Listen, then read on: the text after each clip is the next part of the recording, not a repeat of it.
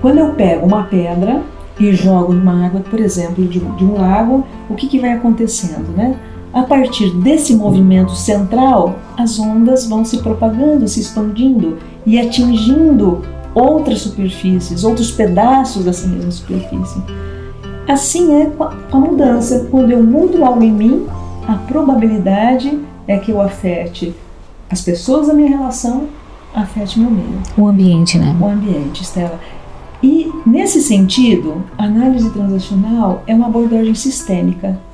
Olha a personalidade de cada um, o indivíduo como ser único, as suas relações, os grupos a que pertence, e nós podemos expandindo para entender, por exemplo, o que acontece no Brasil, né? O que acontece numa nação.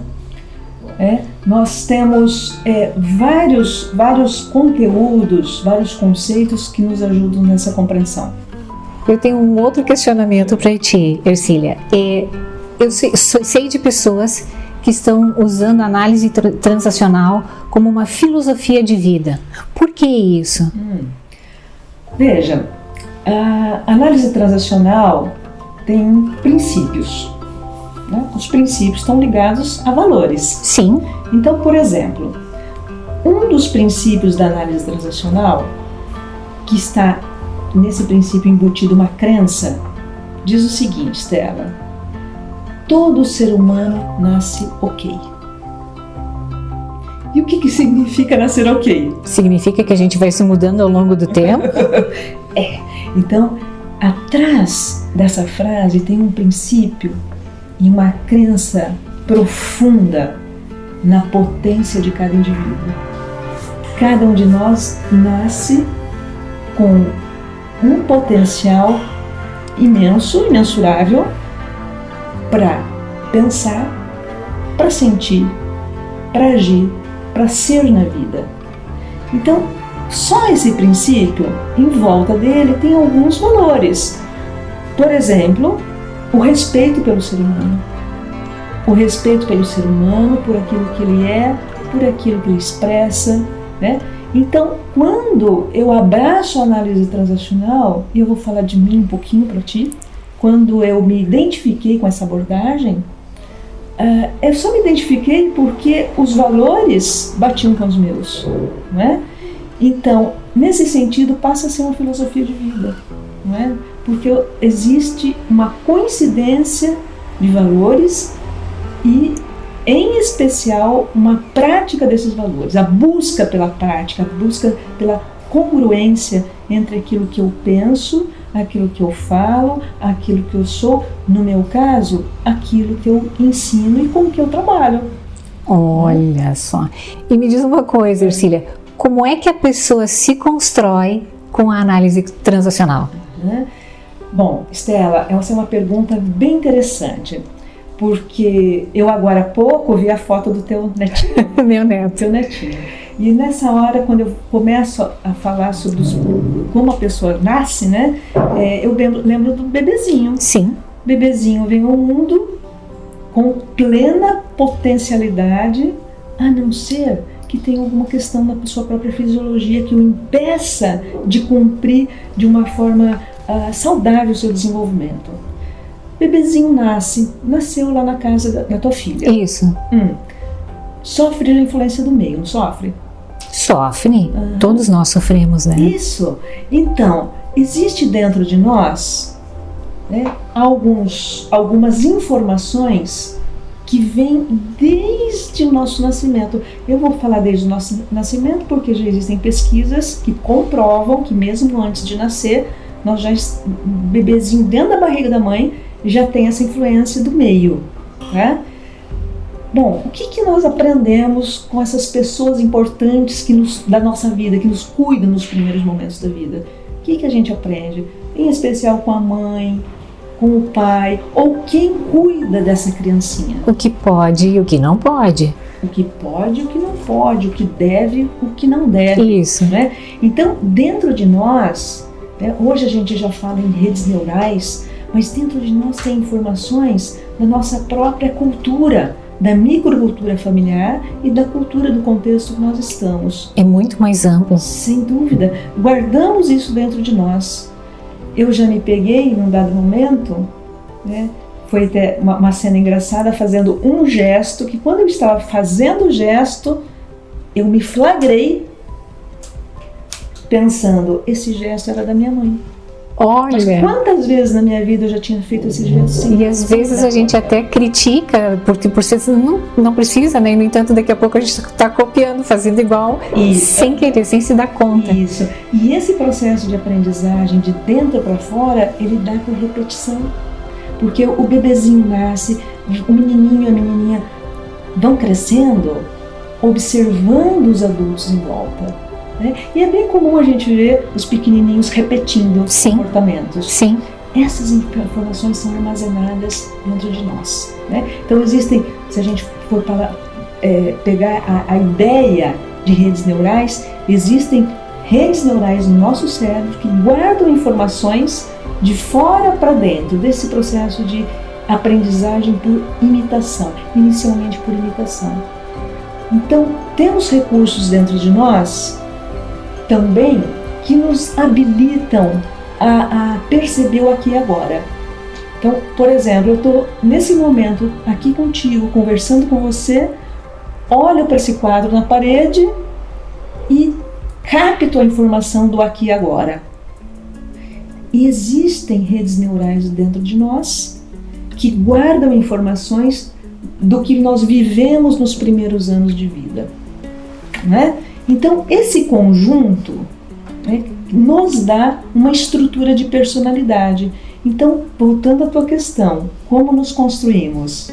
Com o potencial que já chegamos nesse mundo, da nossa própria fisiologia, das nossas heranças ancestrais, das influências do nosso meio, em especial das figuras importantes da nossa vida, que nós consideramos depois as figuras de autoridade, de mando. Que a gente vai carregando determinados valores que essas pessoas nos passam, né? Captando e assimilando esses valores, num princípio, sem consciência deles. Aliás, às vezes algumas pessoas vão embora desse mundo sem essa consciência, né?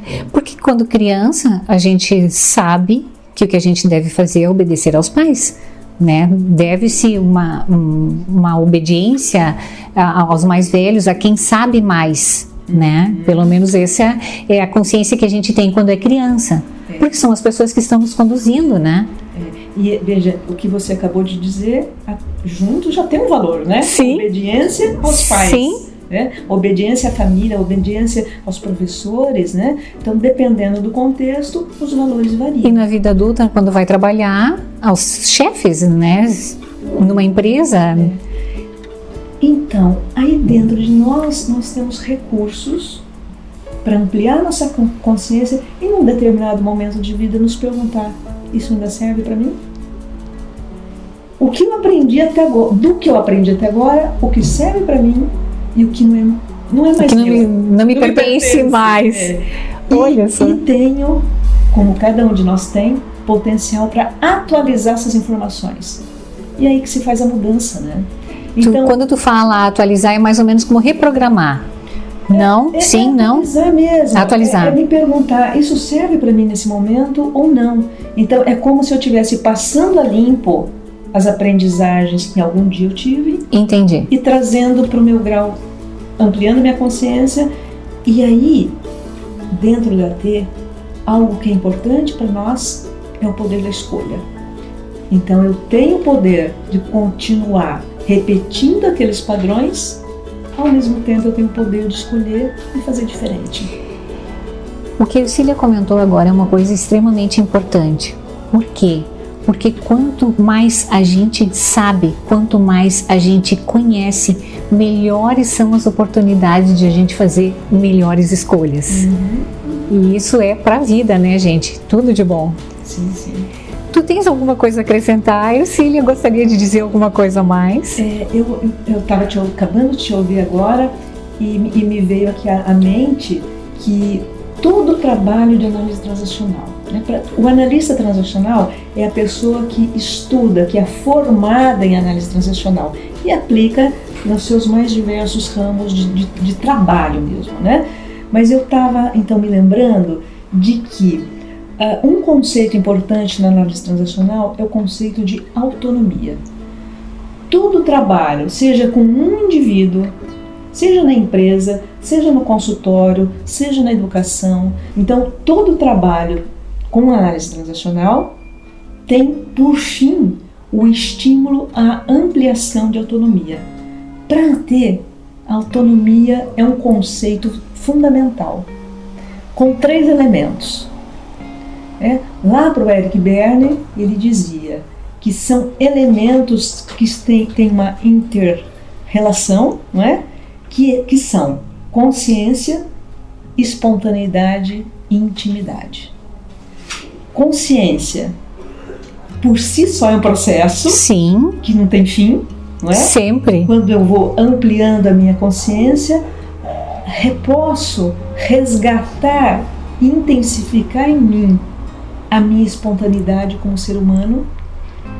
E esses elementos, Estela, nos ajudam a construir relacionamentos com intimidade, né? Ou momentos de intimidade com outras pessoas, que são aqueles momentos em que você sente que está viva, que você sente que não precisa mascarar ou esconder nada do outro, que você sente que está sendo você mesmo. Então, consciência, espontaneidade e intimidade. Isso nos dá essa potência que é uma construção da própria autonomia. Gente, extremamente rico. O que a Ercília colocou aqui instigou a minha curiosidade.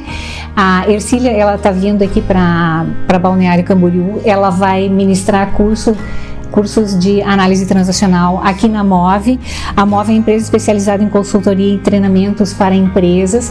Então, se vocês tiverem curiosidade, se vocês foram estimulados por esse vídeo, se vocês ficaram como eu, muito curiosos a respeito dessas novas descobertas e de como encarar essa nova fase na vida da gente, de como fazer essas mudanças que nós podemos fazer depois de ter o conhecimento correto, entrem em contato com a empresa, vai estar junto no vídeo lá, as mídias sociais da MOVE, e não percam a curiosidade, gente. Eu vou fazer o curso contigo. Bem-vinda, você é bem-vinda, assim como qualquer pessoa que se interessa, que ficou mobilizado, né? Já que nós estamos falando de MOVE. Com certeza. Mobilizada, será um prazer receber vocês e compartilhar a análise transacional.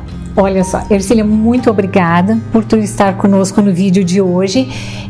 Eu espero que vocês tenham ficado, como eu, curiosos e que venham procurar conhecer mais a análise transacional e verificar se isso também, se esse autoconhecimento vai fazer a diferença também na vida de vocês.